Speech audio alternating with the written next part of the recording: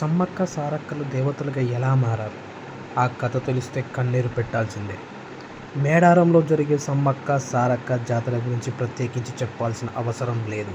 అయితే చాలామందికి ఒక సందేహం ఉంది. వీరిద్దరూ మనుషులా లేక దేవతలా అని. ఆ కథ ఏంటో తెలిస్తే కన్నీరు పెట్టకుండా ఉండలేరు. అదేంటో ఇక్కడ పూర్తిగా చదివి తెలుసుకుందాం. సమ్మక్క సారక్కలు అనే ఈ ఇద్దరు మానవ జన్మ ఎత్తి గిరిజనుల కోసం ప్రాణాలు పోగొట్టుకొని వీర మరణం పొందిన ఈ కథ గురించి తెలిస్తే కన్నీరు పెట్టకుండా ఉండలేరు. వారి కోసం తమ ప్రాణాలను కూడా లెక్క చేయలేదు. అలా దేవతలుగా మారారు. మేడారం జాతరలో సమ్మక్క సారక్కలను వనదేవతలుగా భావించి బెల్లం కానుకగా ఇస్తారు. 12వ శతాబ్దంలో కరీంనగర్ జిల్లా జగిత్యాల ప్రాంతంలో పోలవాసన పాలించే గిరిజన దొర మేడరాజు ఏకైక కూతురు సమ్మక్కను ఆయన మేనల్లుడైన మేడారం పాలకుడు పగిడిద్దరాజుకిచ్చి పెళ్లి చేశాడు. వీరిద్దరికీ సారలమ్మ, నాగులమ్మ, జంపన్న అనే ముగ్గురు సంతానం ఉన్నారు. అయితే రాజ్య విస్తరణలో భాగంగా కాకతీయ ప్రభు మొదటి ప్రతాపరుద్రుడు మేడారంపై దండెత్తాడు. ఆ యుద్ధంలో ఎవరు ఊహించని విధంగా మేడరాజు, పగిడిద్దరాజు, సారలమ్మ, నాగులమ్మ, గోవిందరాజులు మరణించారు. ఇక శత్రువుల చేతిలో బాగా దెబ్బతిన్న సమ్మక్క ఆ రక్తపు దారాలతోనే చిలుకలగుట్ట వైపు వెళ్ళింది. కానీ దారి మధ్యలో కనిపించకుండా మాయమైంది. ఏంటబ్బా ఎలా అదృశ్యమైందని అందరికీ పెద్ద ప్రశ్నలాగా మిగిలింది.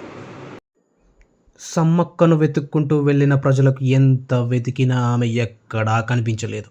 కానీ ఆ ప్రాంతంలో ఒక పుట్ట దగ్గర పసుపు, కుంకుమలు గల భరణిలు కనిపించాయి. వాటిలో కుంకుమ భరణిని సమ్మక్కగా, పసుపు భరణి సారక్కగా భావించి ప్రతి 2 ఏళ్లకోసారి మాఘ శుద్ధ పౌర్ణమి రోజున సమ్మక్క సారక్క జాతరను ఘనంగా జరుపుతారు. కొన్ని విషయాలు ఈ జాతర గురించి తెలుసుకుందాం. తెలంగాణ కుంభమేళ. తెలంగాణలో జరిగే అతిపెద్ద విశిష్ట గిరిజన జాతర మేడారం సమ్మక్క సారలమ్మల జాతర. ఈ జాతర 2 ఏండ్లకు ఒకసారి జరుగుతుంది. సుమారు 900 సంవత్సరాల చరిత్ర కలిగిన ఈ జాతరను 1940వ సంవత్సరం వరకు చిలకలగుట్టపై గిరిజనులు మాత్రమే జరుపుకునేవారు. కానీ 1940 తర్వాత తెలంగాణ ప్రజలంతా కలిసి జరుపుకుంటున్నారు. ఏంటంటే జనం పెరుగుతుండటంతో జాతరను కొండ కింద జరపడం ప్రారంభించారు. అమ్మవార్ల చిహ్నంగా గద్దెలు ఏర్పాటు చేయబడి ఉంటాయి. ఈ గద్దెలపైకి జాతర రోజు అమ్మవార్ల ప్రతిరూపాలుగా ఉన్న కుంకుమ భరిణెలను తీసుకొని వస్తారు. పూర్తిగా గిరిజన సాంప్రదాయంతో జరిగే ఈ జాతరకు తెలంగాణ నుండే కాకుండా మధ్యప్రదేశ్, ఛత్తీస్గఢ్, మహారాష్ట్ర, ఒడిశా రాష్ట్రాల నుండి సుమారు 1 కోటికి పైగా భక్తజనం వచ్చి అమ్మవార్లను దర్శించుకుంటారు. సమ్మక్క సారలమ్మ జాతర అనేది ములుగు జిల్లా తాడ్వాయి మండలానికి చెందిన మేడారం గ్రామంలో జరిగే ఒక గిరిజన జాతర. ఇది ప్రపంచంలోనే అతిపెద్ద గిరిజన పండుగ. ఈ జాతర తెలంగాణ రాష్ట్ర పండుగ గుర్తింపు పొందింది. భారతదేశంలో కుంభమేళ తరువాత అత్యధికులు హాజరయ్యే పండుగ ఇదే. వివిధ రాష్ట్రాల నుంచి 10 కోట్లకు మంది పైగా హాజరవుతారని అంచనా.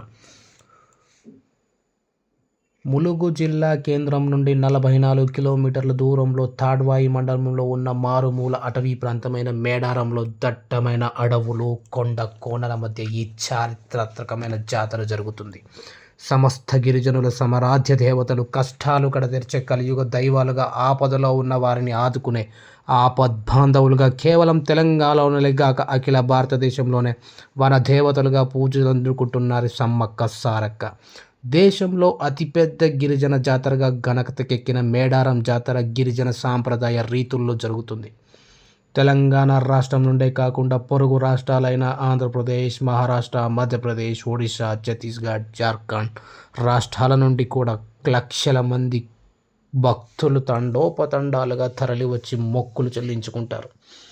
ఈ జాతరను తెలంగాణ ప్రభుత్వం 2014లో రాష్ట్ర పండుగ గుర్తించింది. ఉమ్మడి ఆంధ్రప్రదేశ్లో 1996లో రాష్ట్ర పండుగ అప్పటి ప్రభుత్వం గుర్తించింది. ఎవరి సమ్మక్క సారక్కలు? నేటి జగిత్యాల జిల్లా జగిత్యాల రూరల్ మండల్ ప్రాంతంలోని పొలవాసన పాలించే గిరిజన దొర మేడరాజు వేటకని వెళ్ళినప్పుడు ఒక పుట్ట మీద కేరింతలు కొడుతూ కనిపించిన పాపకే సమ్మక్క అని పేరు పెంచుకున్నాడు.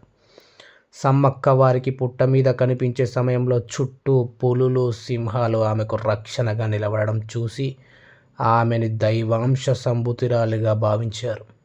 కన్నీరు సైతం ఎండిన కరువులో తమకు తోడుగా నిలిచేందుకు వచ్చిన దేవతగా ఆమెను కోల్చుకునేవారు.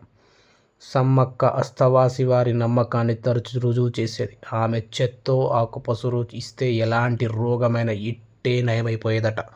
ఆమెను అతని మేనల్లుడైన మేడారం పాలకుడు పగిడిద్దరాజుకిచ్చి పెళ్లి చేశాడు.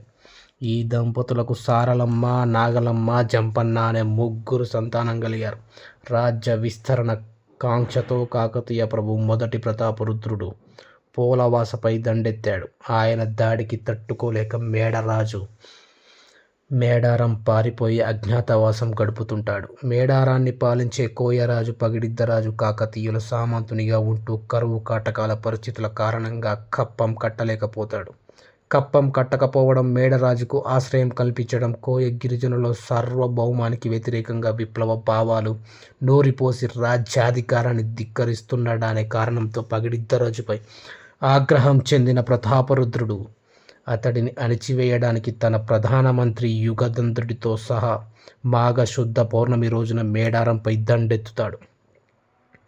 సాంప్రదాయ ఆయుధాల గురించి పగిడిద్దరాజు, సమ్మక్క, సారక్క, నాగమ్మ, జంపన్న, గోవిందరాజులు వేర్వేరు ప్రాంతాల నుండి గెరిల్లా యుద్ధాన్ని ప్రారంభించి వీరోచితంగా పోరాటం చేస్తారు. కానీ సుశిక్షితులైన అపార కాకతీయ సేనల దాటికి తట్టుకోలేక మేడరాజు, పగిడిద్దరాజు, సారలమ్మ, నాగులమ్మ, గోవిందరాజులు యుద్ధంలో మరణిస్తారు. పరాజయ వార్త విన్న జంపన్న అవమానాన్ని తట్టుకోలేక సెంపెంగ వాగులోకి దూకి ఆత్మహత్యకు పాల్పడతాడు. అప్పటి నుండి సెంపెంగ వాగు జంపన్న వాగుగా ప్రసిద్ధి చెందింది. ఇక సమ్మక్క యుద్ధ భూమిలో కాకలు తీరిన కాకతీయుల సైన్యాన్ని ముప్పు తిప్పలు పెడుతుంది. వీరోచితంగా పోరాటం సాగించింది. గిరిజన మహిళ యుద్ధ నైపుణ్యానికి ప్రతాపరుద్రుడు ఆశ్చర్యకితుడయ్యాడు. చివరి శత్రువుల చేతిలో దెబ్బతిన్న సమ్మక్క రక్తపు దారాలతోనే యుద్ధ భూమి నుంచి నిష్క్రమించింది. చిలకల గుట్ట వైపు వెళుతూ మార్గ మధ్యంలోనే అదృశ్యమైంది. సమ్మక్కను వెతుక్కుంటూ వెళ్ళిన అనుచరులకు ఆమె జాడ కనిపించలేదు. కానీ ప్రాంతంలో ఒక పుట్ట దగ్గర పసుపు కుంకుమల గల భరణి లభించింది. దాన్ని సమ్మక్కగా భావించి అప్పటి నుంచి ప్రతి 2 ఏళ్లకోసారి మాఘ శుద్ధ పౌర్ణమి రోజున సమ్మక్క జాతరను అత్యంత భక్తి శ్రద్ధలతో జరుపుకుంటున్నారు. జాతర మొదటి రోజున కన్నెపల్లి నుంచి సారలమ్మను గద్దెకు తీసుకువస్తారు. 2వ రోజున చిలకల గుట్టలో భరణి రూపంలో ఉన్న సమ్మక్కను గద్దెపై ప్రతిష్ఠిస్తారు.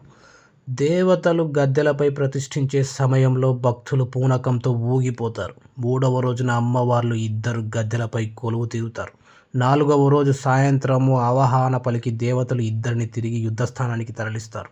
వంశపారపర్యంగా వస్తున్న గిరిజనులే పూజారులు కావడం ఈ జాతర ప్రత్యేకత.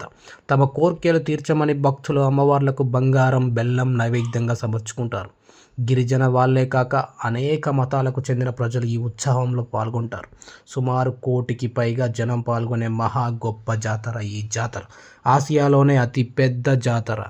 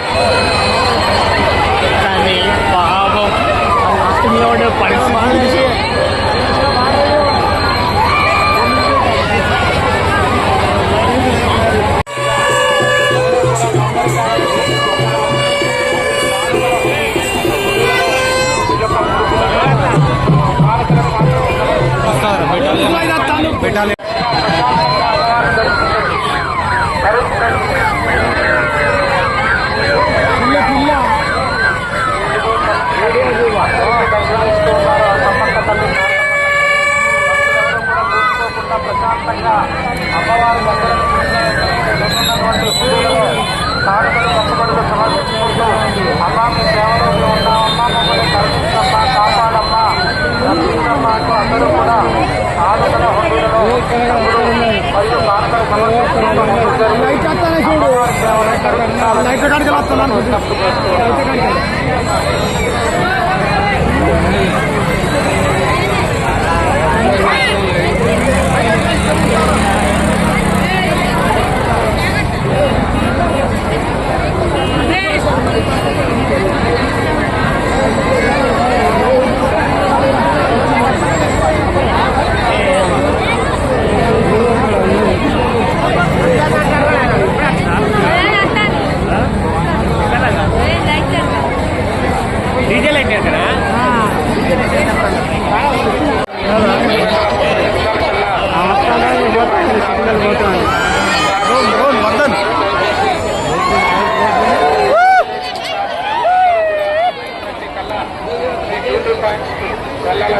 పదివేల కోట్ల జనం వచ్చినారు.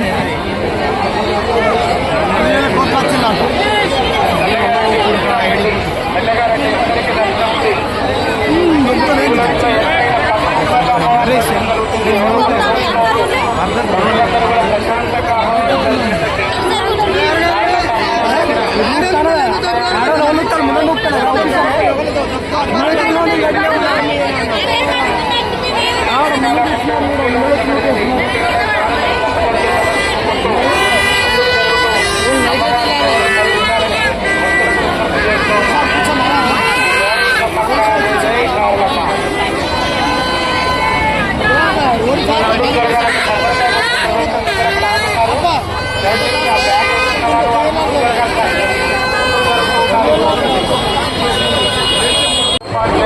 భక్తులందరూ కూడా ఈ యొక్క కానుకలను ఎత్తుబడులను హుండీలను సమర్పించుకొని అమ్మవారి కృపకు పాత్రలు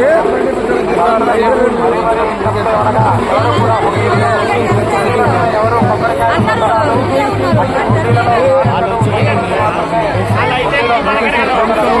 హుండీలలో సమర్పించిన కానుకలే సమ్మక్క సారలమ్మ అమ్మవారికి చెందుతాయి కాబట్టి భక్తులందరూ కూడా అమ్మవారి సేవలో కానుకలు ముట్టుబడులు హుండీలలో సమర్పించుకోవడం.